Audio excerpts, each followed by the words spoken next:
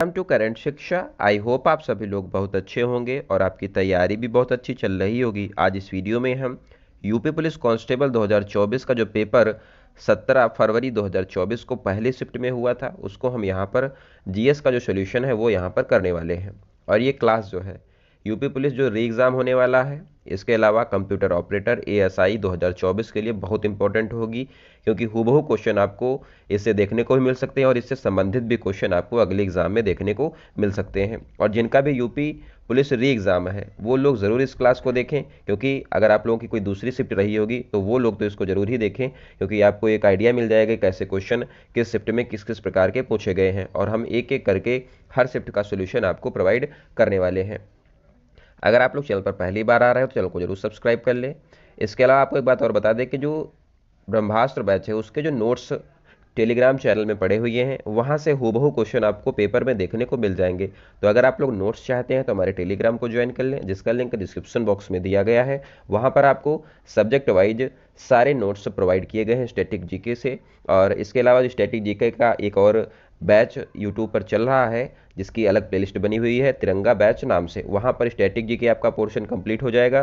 तो अगर आप लोग इतना कर लेंगे तो ये मान के चलिए कि 38 क्वेश्चन में से आप 35 क्वेश्चन 100% सही करके आने वाले हैं। सो आइए आज की शुरुआत करते हैं। पहला क्वेश्चन है, श्वेत प्रकाश कितने रंगों से मिलकर बना होता है? जो हमारा श्वेत प्रकाश है ये बनता है 7 रंगों से। आप लोगों ने सुना होगा विबग्योर जो कि रेनबो का कलर भी होता है, उसमें 7 कलर होते हैं। तो वही क्वेश्चन यहाँ पर पूछा गया है कि जो हमारा व्हाइट लाइट है ये कितने कलर से मिलकर बनता है? तो ये 7 कलर से मिलकर बनता है। नेक्स्ट है, ग्रेट बैरियर रीफ निम्नलिखित में से किस देश के तट पर स्थित है? तो ग्रेट बैरियर रीफ जो हमारी है ये ऑस्ट्रेलिया में स्थित है। ये हर बार क्वेश्चन पूछता है। जैसे ये हमारा ऑस्ट्रेलिया है तो ये इधर साइड में जो है ग्रेट बैरियर रीफ हमारी ये स्थित है। तो इसका साइड भी आप लोग ध्यान रखें कि इधर जो है यहाँ पर ऑस्ट्रेलिया के ईस्ट में जो है ये ग्रेट बैरियर रीफ स्थित है। नेक्स्ट है, और ये दुनिया की सबसे बड़ी कोरल रीफ है। नेक्स्ट है, निम्नलिखित में से कौन 1946 में भारत की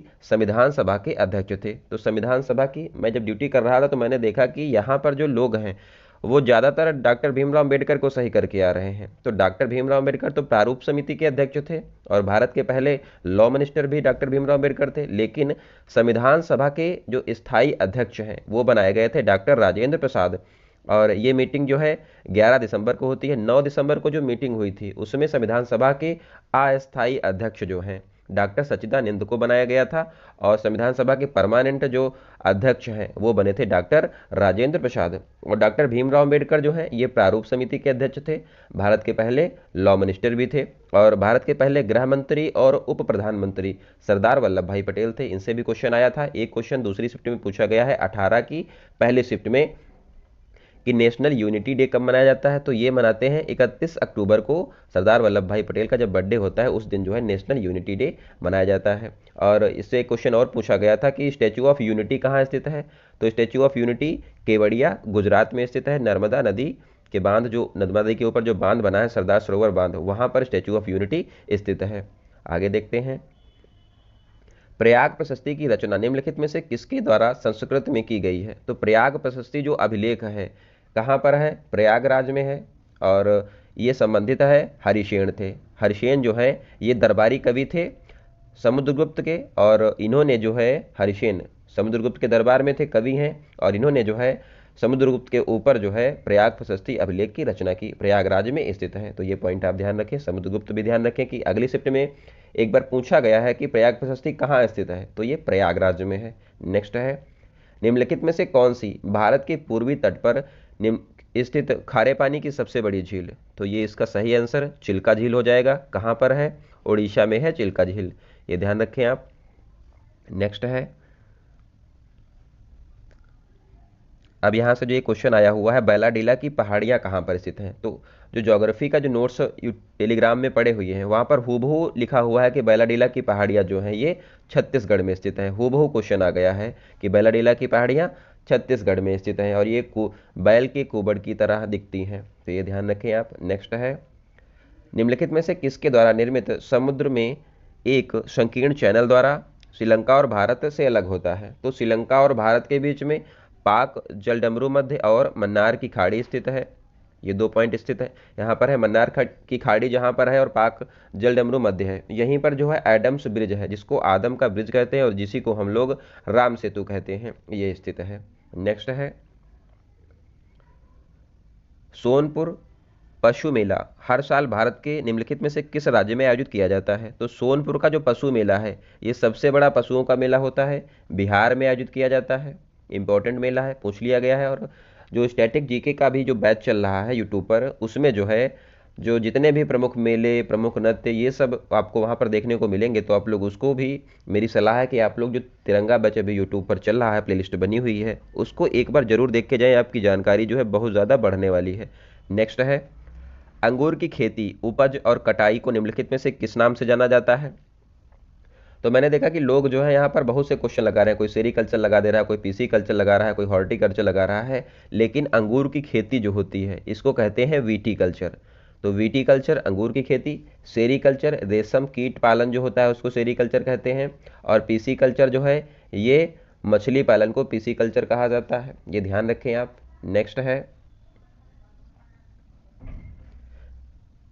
निम्नलिखित में से किस राज्य के कुछ हिस्सों में 400 साल पहले नहर सिंचाई को एक स्थानीय प्रणाली विकसित हुई थी और जिसको कुल्हा कहा जाता है? कुल्हा जो है ये नहर सिंचाई की एक स्थानीय प्रणाली है और ये विकसित की गई थी हिमाचल प्रदेश में। तो ये अलग थोड़ा सा क्वेश्चन आ गया है। कुल्हा जो है हिमाचल प्रदेश में नहर सिंचाई की स्थानीय प्रणाली है, ये ध्यान रखें आप। नेक्स्ट है भारत में जनगणना संगठन के लिए सर्वोच्च पद कौन सा है? ऐसे क्वेश्चन एग्जाम में बहुत से आए हैं कि सर्वोच्च पद कौन सा है, तो इसका पद जो है वो सही हो जाएगा ऑप्शन डी, महारजिस्ट्रार और जनगणना आयुक्त भारत। तो जो 2024 की जनगणना है ये अब जो है भारत में चुनाव के बाद होगी। आगे देखते हैं कुमार संभव निम्नलिखित में से किस लेखक की साहित्यिक कृति है?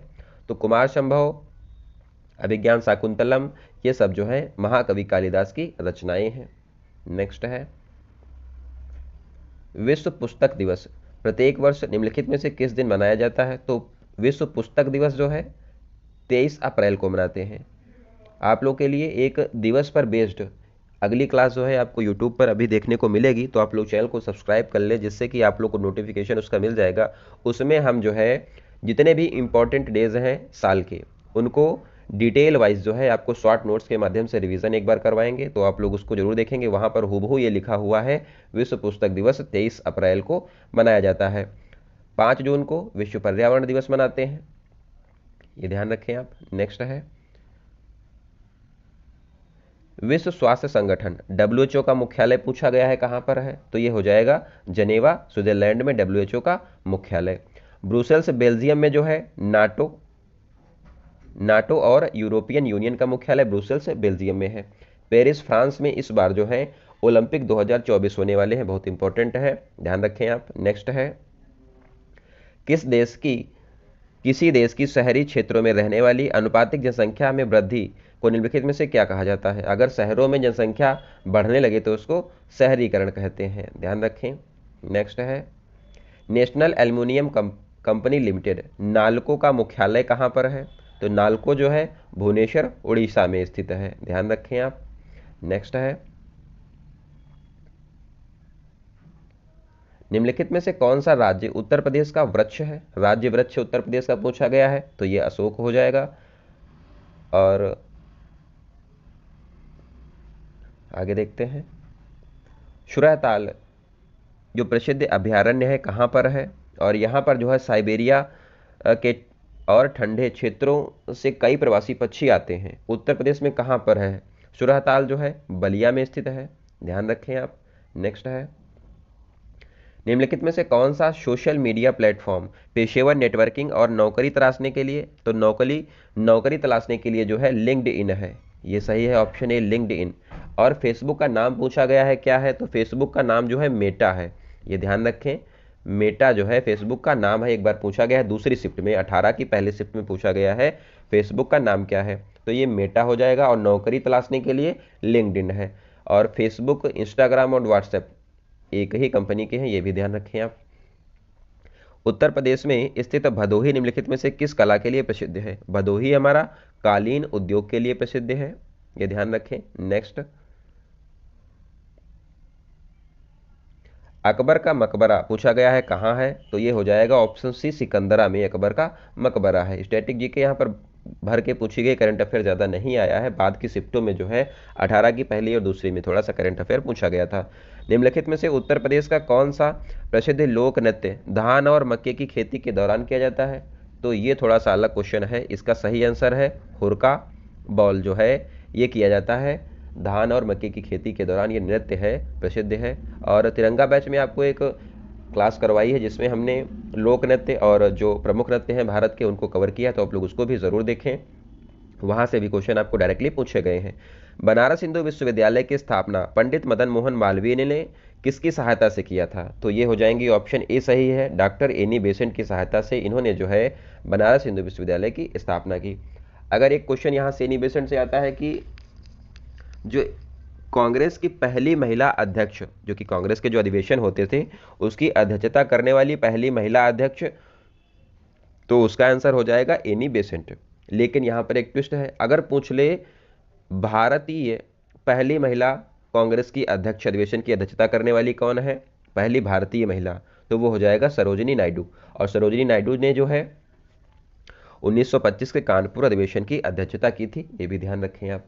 नेक्स्ट है सरदार वल्लभ भाई पटेल से भी एक क्वेश्चन पूछा गया था, तो यहाँ पर इनसे क्वेश्चन पूछा गया कि यूनिटी डे कब होता है, तो ये होता है 31 अक्टूबर को, नेशनल यूनिटी डे। और यहाँ पर स्टैचू ऑफ यूनिटी जो है ये भी पूछा गया था कि कहाँ पर स्थित है, तो स्टैचू ऑफ यूनिटी जो है नर्मदा नदी के ऊपर जो सरदार सरोवर बांध है वहाँ पर स्थित है, और जिसकी ऊंचाई जो है 182 मीटर है, ये ध्यान रखें आप। और जिसके वास्तुकार हैं जो रामवंजी सुतार हैं, ये स्टैचू ऑफ यूनिटी के वास्तुकार हैं, ध्यान रखें आप।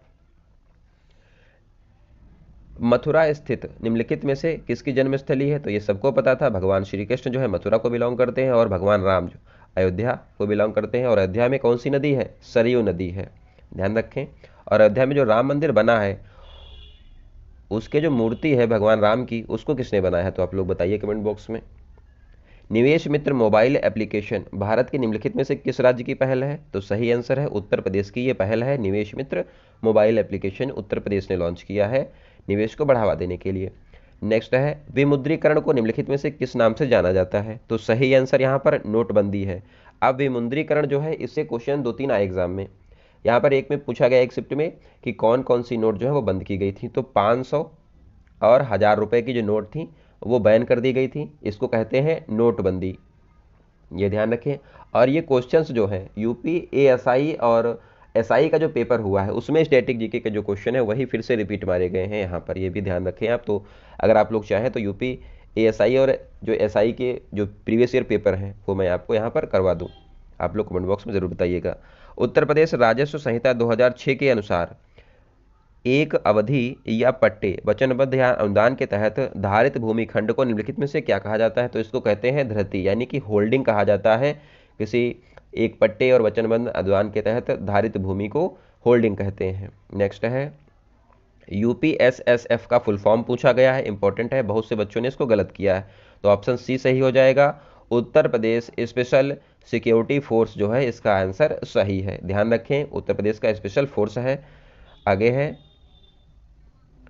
टका निम्नलिखित में से किस देश की मुद्रा है, तो बहुत हलवा क्वेश्चन है, बांग्लादेश की मुद्रा टका हो जाएगी। यहाँ से मुद्राओं से तो ये क्वेश्चन बहुत आसान आ गया, अगर आप लोग मुद्राओं से देखना चाहते हैं मुद्राओं के बारे में तो एक वीडियो पड़ी हुई है तिरंगा बैच में, उसको आप लोग देख सकते हैं। निम्नलिखित में से कौन सा वाक्य जीएसटी के लिए सही नहीं है, तो यहाँ पर गलत पूछा है, कौन सा होगा, तो ऑप्शन जो डी है ये हमारा यहाँ पर गलत है। जीएसटी इनपुट टैक्स क्रेडिट या मूल्य के घटाव के लाभ के साथ एक ही दर पर, तो एक ही दर पर तो जीएसटी लगती नहीं, इसकी 5 स्लैब हैं, तो ये ध्यान रखें आप, इसकी 5 स्लैब हैं, कौन सी 5% टैक्स लगता है, और एक हो जाएगा 8%, 12, 18 और 28, ये तो यहाँ पर आप ध्यान रखें, ये इसकी दर हो जाती है, तो ये वाला गलत है, तो गलत ही हमसे पूछा था। ईमेल में भरोसेमंद स्रोत बनकर दुर्भावनापूर्ण कारणों के लिए संवेदनशील जानकारी जैसे user name, password, credit card विवरण आदि प्राप्त करना कहलाता है, तो इसको कहते हैं फिशिंग, ये ध्यान रखें। नेक्स्ट है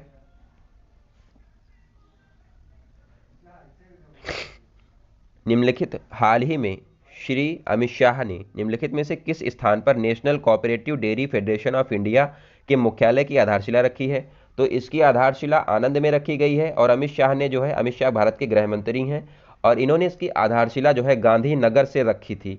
तो यहाँ पर लोगों को कन्फ्यूजन था कि सही आंसर क्या होगा, तो आनंद सही है। यहाँ पर इसका मुख्यालय जो है ये बनाया जाएगा और गांधीनगर में से इसकी आधारशिला रखी गई थी और गांधीनगर में ही आनंद है, ये भी ध्यान रखें आप। नेक्स्ट है, निम्नलिखित में से कौन सा पुरस्कार सहकारी और दुग्ध उत्पादक कंपनियों को आगे बढ़ाने के लिए, यहाँ पर प्रतिस्पर्धी भावना पैदा करने के लिए, प्रेरित करने के लिए दिया जाता है। तो उत्तर प्रदेश का ये प्रमुख यहाँ पर अवार्ड है राष्ट्रीय गोपाल रत्न। गोपाल यानी कि जो भगवान श्री कृष्ण है उनको गोपाल भी कहते हैं, तो ये जो भैंसों जो गाय होती हैं इनसे ये संबंधित हो जाएगा। राष्ट्रीय गोपाल रत्न पुरस्कार यहाँ पर सहकारी बैंकों, सहकारी जो दुग्ध उत्पादन कंपनियां हैं इनको ये अवार्ड दिया जाता है। नेक्स्ट है, निम्नलिखित में से कौन सा बंदरगाह कच्छ गुजरात में स्थित है। तो सही हो जाएगा कांडला बंदरगाह गुजरात में है, इसका जो नाम है वो बदल करके दीनदयाल बंदरगाह किया गया है। मुर्मुगोवा गोवा में स्थित है। जवाहरलाल नेहरू बंदरगाह मुंबई में है। पारादीप कहाँ है आप लोग कमेंट बॉक्स में बताइए। जो अयोध्या में राम मंदिर बना है उसके जो मूर्तिकार हैं वो हो जाएंगे योगी अरुणराज और जो मूर्ति है वो 51 इंच की है, ये भी ध्यान रखें आप। नेक्स्ट है, अरुण योगीराज जो है उस मूर्ति के मूर्तिकार हैं। हाल ही में भारतीय नौसेना का fast attack craft INS Kabra निम्नलिखित में से किस देश पहुंचा था। तो ये गया था कोलंबो में श्रीलंका की सहायता करने के लिए आईएनएस काबरा। नेक्स्ट है, निम्नलिखित में से खुदाई खिदमतगार का संस्थापक कौन है। तो खुदाई खिदमतगार जो है या फिर लाल कुर्ती दल और या फिर सीमांत गांधी अगर पूछेगा तो कहते हैं खान अब्दुल गफ्फार खान को, इनको कहा जाता है। इन्होंने जो है लाल कुर्ती दल की स्थापना की, इनको खुदाई खिदमतगार भी कहा जाता है। और खान अब्दुल गफ्फार खान पहले विदेशी व्यक्ति हैं जिनको भारत रत्न दिया गया है। तो ये 3-4 पॉइंट आप इनसे ध्यान रखें। नेक्स्ट है, निम्नलिखित में से किसने हाल ही में कोच्चि लक्षद्वीप समूह सबमरीन ऑप्टिकल फाइबर कनेक्शन का उद्घाटन किया। तो इसका उद्घाटन प्रधानमंत्री नरेंद्र मोदी जी के द्वारा किया गया था। ये क्वेश्चन 2-3 शिफ्टों में पूछा गया, एक में यहाँ पर कोच्चि फिल करने को दिया गया था और एक में पूछा गया था कि ये कहाँ पर स्थित है और इसमें पूछा गया है इसका उद्घाटन किसने किया। तो ये ध्यान रखें एक एक पॉइंट से क्वेश्चन 2-3 बन जाते हैं, इसलिए सारी शिफ्टों के क्वेश्चन जो है देखना अनिवार्य है। केंद्रीय मंत्रिमंडल ने हाल ही में भारत और निम्नलिखित में से किस देश के बीच प्रवासन और गतिशीलता समझौते को मंजूरी दी है। तो ये हो जाएगा इटली, और इटली की पहली महिला प्रधानमंत्री जॉर्जिया मेलोनी है और ये चर्चा में भी रही हैं मोदी जी के कारण। तो ये पॉइंट आप ध्यान रखें कि इटली के साथ में प्रवासन और गतिशीलता समझौता किया गया है। सो आई होप आपको ये क्लास अच्छी लगी होगी। ऐसे ही शॉर्ट वीडियो में करके यहाँ पर जो है जो कंप्लीट यहाँ पर पेपर हुआ है उसको हम लोग डिस्कस कर लेंगे, एक एक शिफ्ट को हम धीरे धीरे करके डिस्कस कर लेंगे। इसका पीडीएफ जो है आंसर के साथ में आपको टेलीग्राम ग्रुप में मिल जाएगा, आप लोग उसको ज्वाइन कर लें। और स्टैटिक जीके के भी नोट्स आपको टेलीग्राम ग्रुप में मिलेंगे, आप लोग उसको जरूर देख लें। मिलते हैं अगली क्लास में, तब तक आप लोग अपना ध्यान रखें। धन्यवाद।